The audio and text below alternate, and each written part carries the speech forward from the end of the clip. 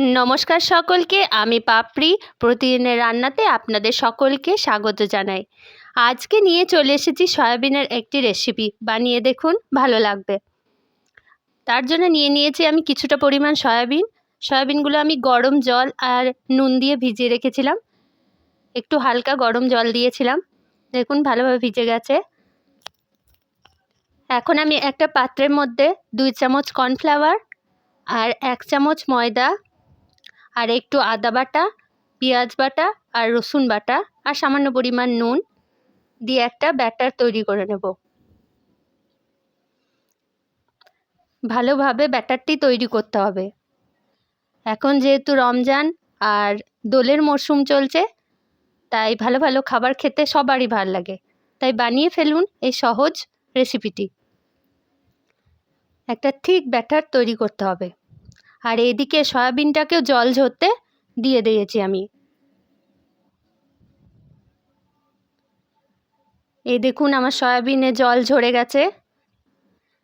সয়াবিনের মধ্যে জল থাকলে কিন্তু চলবে না। জল ঝরে গেছে সমস্ত সয়াবিনে। এবার আমি এই ব্যাটারের মধ্যে কোট করে নেব সয়াবিনগুলিকে। এদিকে গ্যাসের মধ্যে আমি কড়াই চাপিয়ে দিয়েছি, সামান্য তেল দিয়ে ডিপ ফ্রাই হবে সেই পরিমাণ তেল দিতে হবে। এরপর আমি সয়াবিনগুলিকে ভেজে নিচ্ছি। এইভাবে কর্নফ্লাওয়ারে ডুবিয়ে সয়াবিনগুলো ভেজে নিতে হবে। আপনারা চামচ ইউজ না করলেও পারেন, হাত দিয়েও করা যাবে।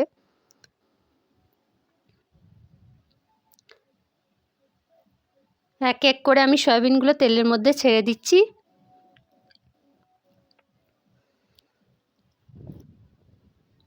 ডিপ ফ্রাই করতে হবে,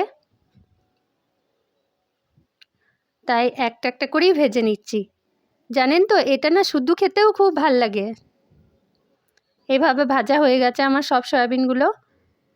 আর এদিকে আমি কেটে রেখেছিলাম একটা ক্যাপসিকাম, 2টো পেঁয়াজ আর 2টি টমেটো। একটু মোটা মোটা করে কাটতে হবে। দেখো আমি কিভাবে কেটেছি সেইভাবেই সবাই কেটে নিও। পেঁয়াজটা প্রথমে তেলের মধ্যে দিয়ে দিলাম। যেই কড়াইয়ের মধ্যে আমি সয়াবিনটা ভেজেছিলাম সেই কড়াইয়ের মধ্যেই আমি পেঁয়াজটা দিয়ে দিয়েছি। সয়াবিনটা একটু হালকা ভাজা হয়ে এলেই ক্যাপসিকাম দিয়ে দেব। ক্যাপসিকাম আর টমেটোটাও এর মধ্যে দিয়ে দেব।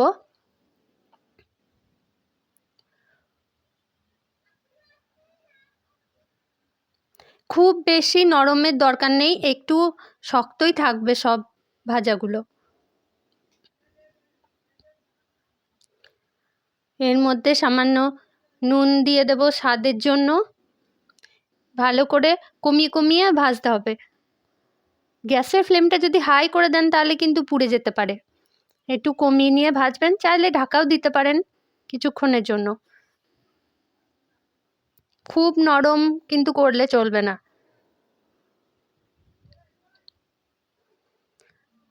এইভাবে হালকা আঁচে আমি একটু কিছুক্ষণ রেখে দেব। তারপর এর মধ্যে লবণ আর চিলি সস, সয়া সস আর টমেটো সস ইউজ করব। লবণ দিয়ে হালকা নেড়েচেড়ে নেব। হালকা নেড়ে নিচ্ছি লবণ দেওয়ার পর। সমস্ত সবজির সাথে লবণটা মিশিয়ে নিলাম। এরপর চিলি সস, সয়া সস আর টমেটো সস আমি ব্যবহার করব। চিলি সস কিন্তু দিতে হবে, নাহলে কিন্তু চলবে না। সয়াবিনের এই রেসিপিটিকে আরও একটা নাম আছে কিন্তু, তোমরা কিন্তু কমেন্টে জানিও, আমি আশা করছি সবাই জানো।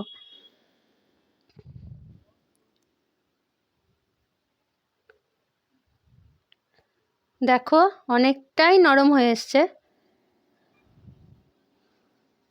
এরপর কর্নফ্লাওয়ারের বাটিটায় আমি একটু জল বুলিয়ে দিয়ে দিচ্ছি। তোমরা চাইলে একটু কর্নফ্লাওয়ার গুলেও দিতে পারো।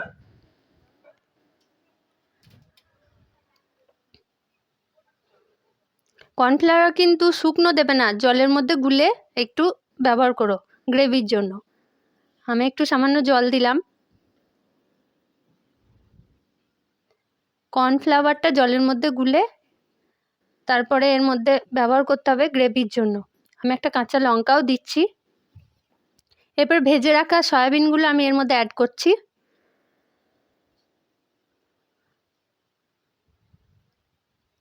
এইভাবে তোমরা পনির বা চিকেন দুটোই কিন্তু করে নিতে পারো। রমজান বা ঈদের দোলে খুবই ভাল লাগবে। খেয়ে দেখো, বানিও সবাই।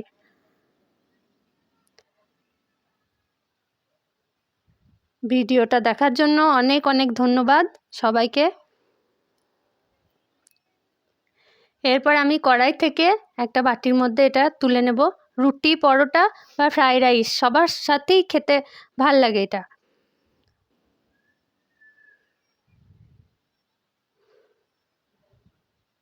পনিরের সাথেও করে নিতে পারো। পনির, সয়াবিনের জায়গায় পনিরও ব্যবহার করতে পারো। আমি একটা বাটির মধ্যে তুলে নিচ্ছি। রেডি হয়ে গেছে খাবারটা। চটজলদি বানানো হয়ে যায়। বানিয়ে দেখো, খেয়েও আমাকে কমেন্টে জানিও। ধন্যবাদ সকলকে রেসিপিটি দেখার জন্য।